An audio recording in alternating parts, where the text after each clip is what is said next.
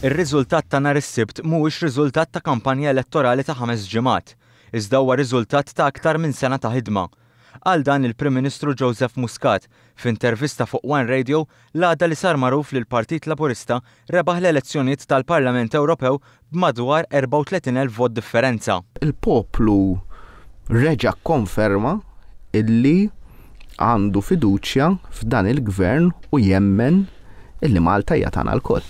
Għal darb'oħra, Joseph Muscat sostna li żmien il-partiti tradizzjonali spiċċa. Qal li biex partit illum ikun relevanti irid ikun għodda fiħdan bażi iktar mifruxa. Bażi mifruxa li waslet biex il-Partit Laburista kiseb maġġoranza fatta distretti elettorali. Mill-ewwel sas-7 u fi 13 il-distrett li huwa d-distrett ta' Għawdex. L-appoġġ fin-naħa t'isfel baqa' minkejja l-kampanja ta' biża' tal-Partit Nazzjonalista.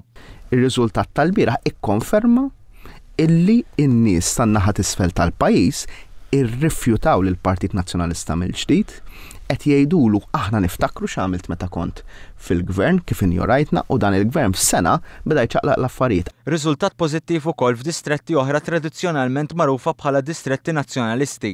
F'postijiet bħal Ħażebbuġ, il-Mosta u Birkirkara, il-Partit Laburista qiegħed juri li qiegħed jirrappreżenta aktar nies. Il-Partit Laburista sar il-Partit ta' Malta kollha. Dan il-moviment huwa ta' Malta kollha mhuwiex ta' naħa kontra boħra.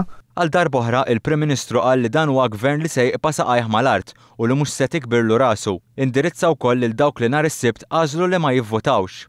Fosthom lil dawk li ma vvotawx għax setgħu ħassew li magħhom għadha ma saritx ġustizzja. Li jivvotaw jew ma vvotawx xorta ħanieħu ħsieb li l-affarijiet isiru. Mhijiex kwistjoni jekk min ivvota jew ma vvotax. Trid kull persuna min għandha raġun, ir-raġun ħadd jieħdu. U nerġa' min għandu raġun.